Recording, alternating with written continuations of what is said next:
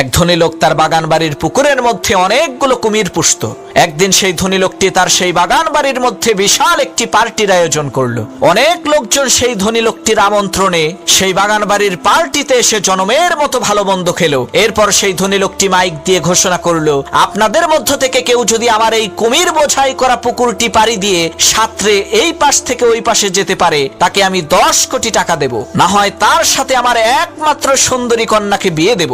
লোকটির কথা শেষ না হতেই পানির মধ্যে ছপাস করে শব্দ হলো। সবাই দেখতে পেলে একজন সাহসী যুবক পুকুরের মধ্যে ঝাঁপ দিয়েছে, আর তাকে ধরার জন্য বড় বড় কয়েকটি কুমির তার দিকে ধেয়ে আসছে। এদিকে সেই যুবক ছেলেটি প্রাণে বাঁচার জন্য তার সমস্ত শক্তিকে একত্রিত করে ঊর্ধ্বশ্বাসে সামনের দিকে সাঁতরে যাচ্ছে।